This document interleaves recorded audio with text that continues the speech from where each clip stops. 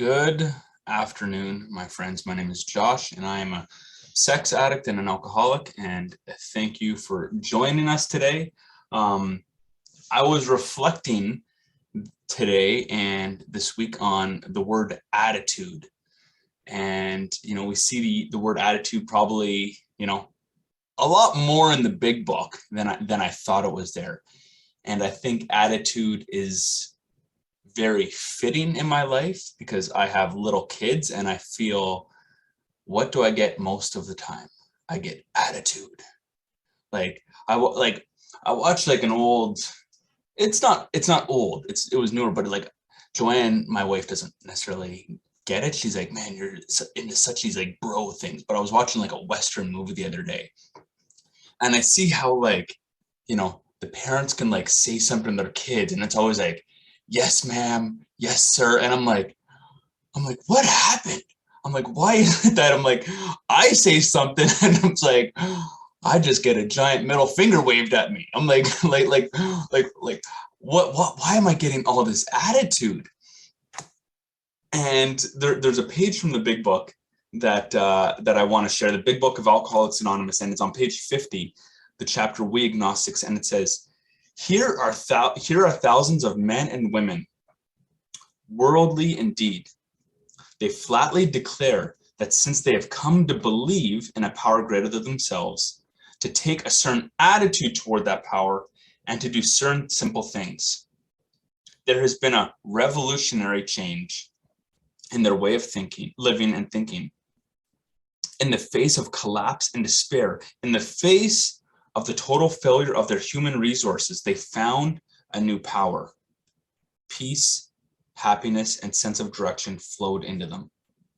This happened soon after they wholeheartedly met a few simple requirements. So I read that, and I whenever I read something, it's like I want to start and just ask, like, I want to ask questions around this, because to me questions will help break it down a little bit.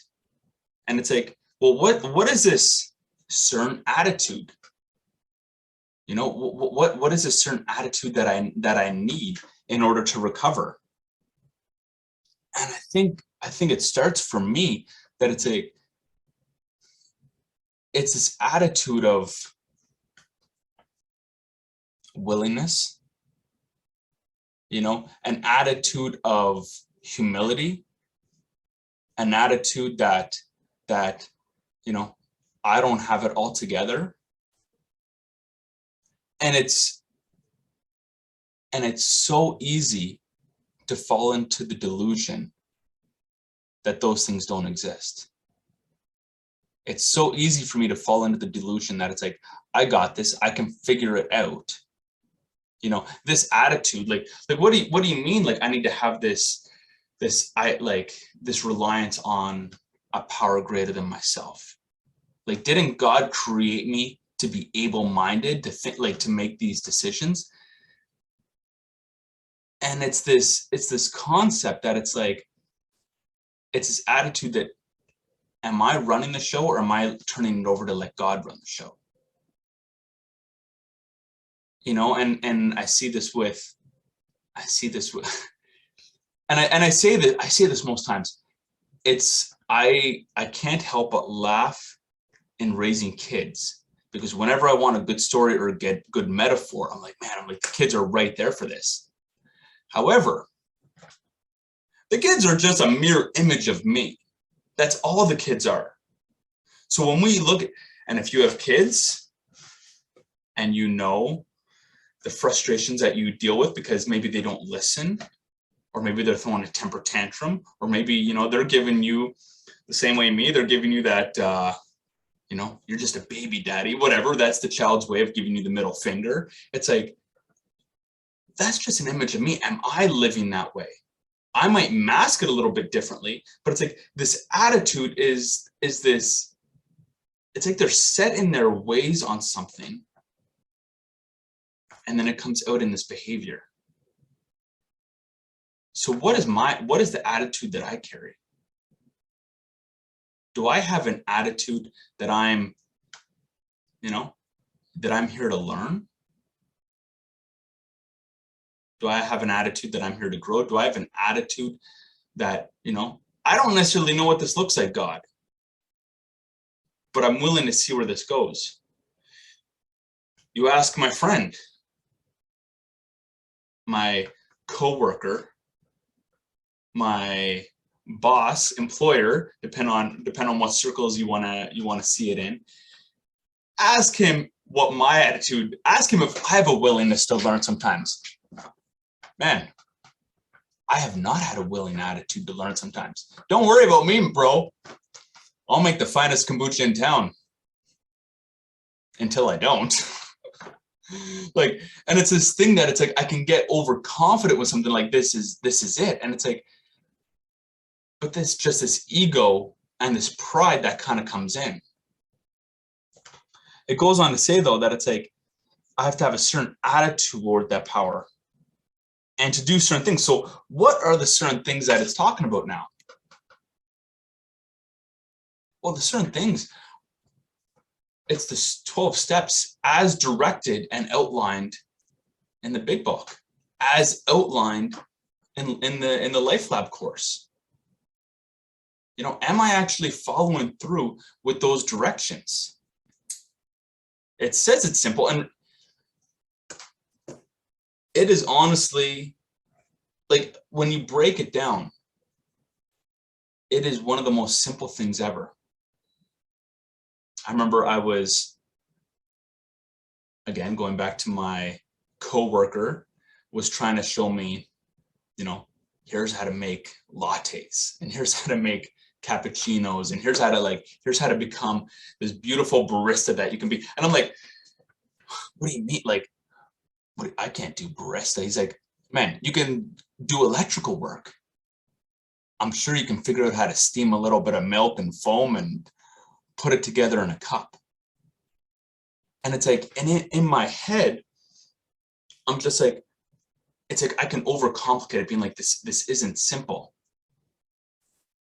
But look at it. It's like the 12 steps are as simple as can be.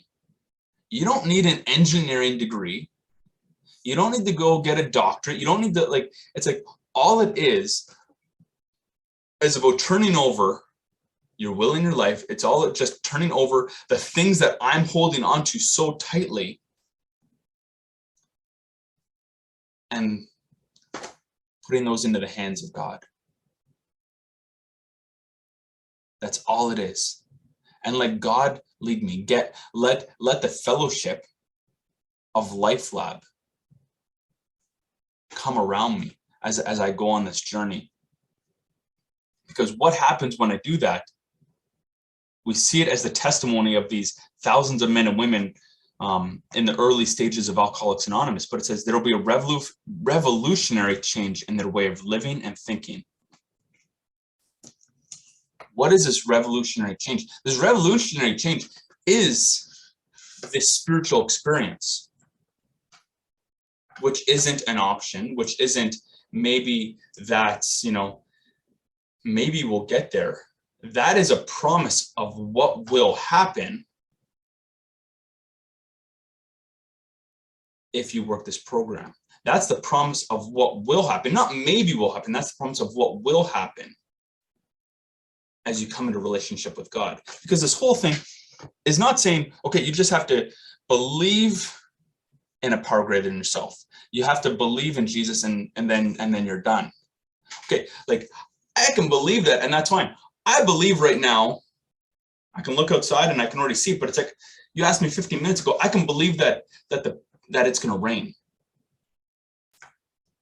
What is that? That doesn't do anything though. The belief is nothing.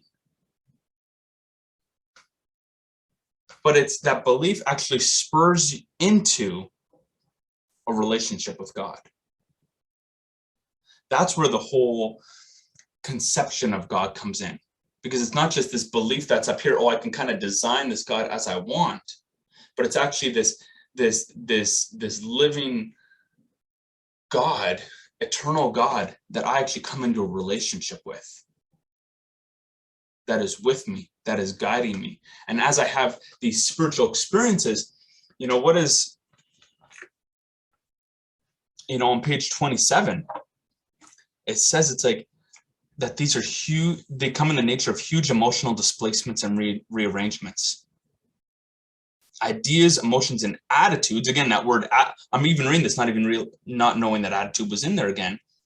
But here we see the word attitude. Ideas, emotions, and attitudes, which were once the guiding forces of the lives of these men, are suddenly cast to one side, and a completely new set of conceptions and motives begin to dominate them. That conception is a relationship with God. That is now my guiding force. That is now what is directing me. That is now changing these ideas and these emotions and these attitudes that I once had.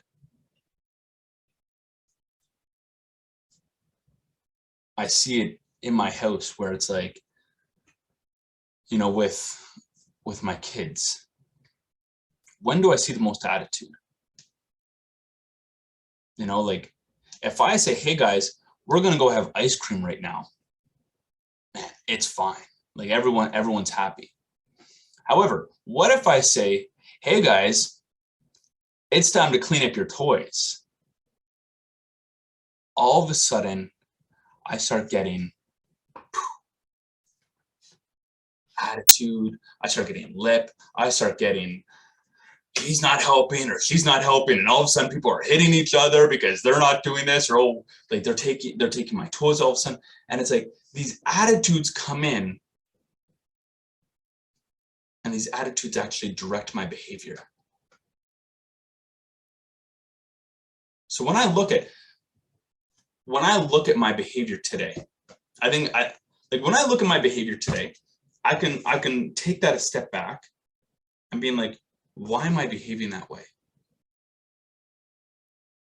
Because that can be a good sign as to what's going on. Where am I at right now in my relationship with God today, in this moment, in the present? Because that's where recovery is. Recovery is in the present. Recovery is not in the past. It's not in the future. Right in this moment. And it's not about changing that behavior. Correct it. Obviously, you want to change behavior.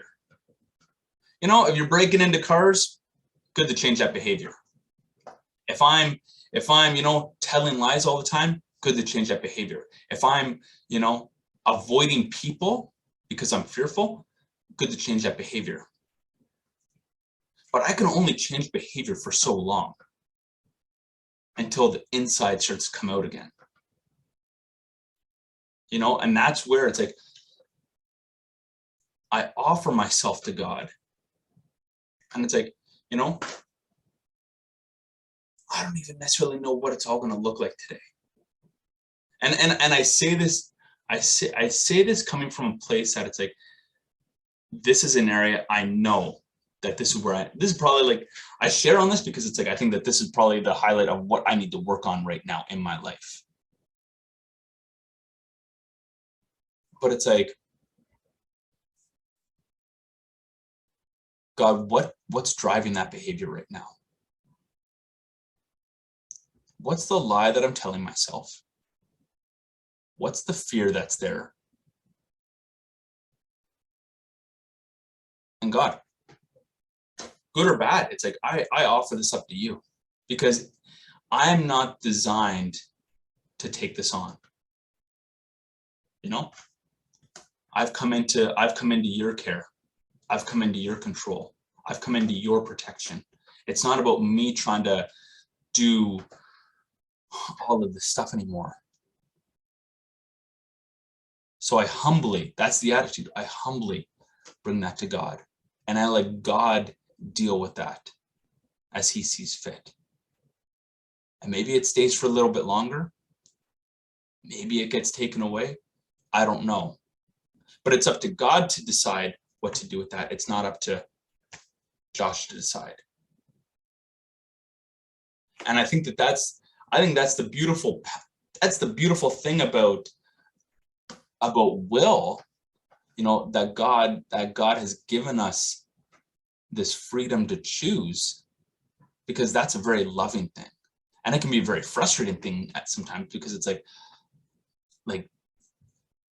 the other night, Joanne we didn't have a good afternoon with our children. It was a difficult afternoon or evening. And Joanne was talking to me later, and I was in a mood that I'm like, I didn't necessarily want to hear it. And she's like, I think we really need to like readdress some of the things that, how we operate and how we parent. Because I think in your family setting, in your home setting, whoever you are closest to, whether it's at work, whether it's with significant other or kids, or like wherever you spend most of your time, or wherever you're most vulnerable at the end of the day, I think that's where you kind of get to see the colors of someone's life, the colors of someone's recovery. And Joanne said to me, she's like, I think we really need to confess some of this stuff to God, and just like actually reevaluate what are we doing. And the first thing I said was like, man, I feel like a shitty parent again. Like, haven't we already gone through this? And it's like, yeah, but we have to. It's this cycle of like, yeah, it comes up, and I've all of a sudden had this attitude that I might have carried today with my kids, and it led into this behavior. But man, that's not how I want to live. So how do I turn that over to the care of God? And it's like, because if I get to that point that it's like, I don't want to be, these are things that I find objectionable in my life, what am I willing to do about that? If there's things in how I live and how I operate and how I, even in maybe in how I think, what happens? Do I hold on to that stuff? Do I try and figure it out? Or do I actually trust in the God of creation? But the responsibility that I have, you could see it. You could see the human response I had in that moment, that disconnected from God moment that I had. Man, I'm just a horrible parent, failing again, or this is the road we're going. But it's like, my responsibility is, what is my attitude now? Am I coming into the posture of, yeah, you know what? Had a bad day, had a bad week, had a bad month, had a bad life, whatever that storyline is for me or for you, that it's like, can I actually flip that around and have this attitude that says, God, will you take this? God, will you actually be the one to actually do with it? How are you gonna right this wrong? How are you going to make this crooked line straight? Because it's not about me doing that. It's just about me turning that over. And I do that not just by saying these things, but by actually following the directions that God has given me. Those are directions that I can find in the steps. Those are directions that I can find in the Bible. Those are directions that I can find in the LifeLab workbook. But as I follow those directions, they actually lead me from this place of self, from this place of fear, from this place of, where my ego is running the show. And they actually bring me over into this place of peace, this place of comfort, and that's what it says there on that in the bottom of 50. It says, in the face of collapse and despair, in the face of the total failure of their human resources, they found that a new power, peace, happiness, and sense of direction flowed into them.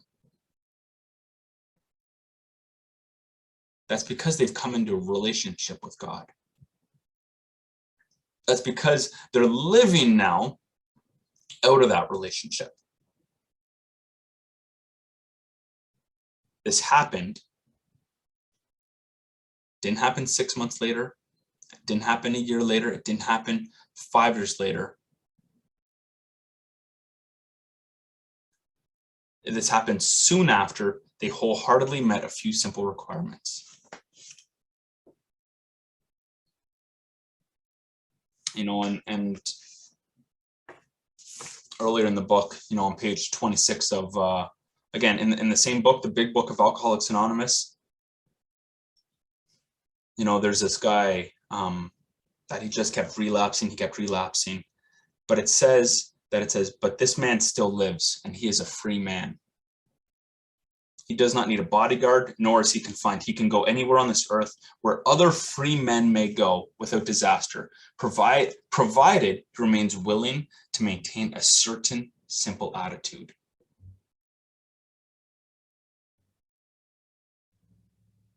Am I free today? Not am I free yesterday, not am I free tomorrow. Am I free in this moment right now? Because that is where recovery is. And that is where God is right now, with me in the present. And I can be free today if I maintain that certain simple attitude. Even when I read that and I'm just like, they just add words that kind of add to it. It's a certain simple attitude. It's not just an attitude, but it's very specific. And it's not complicated. What's the posture of my heart today?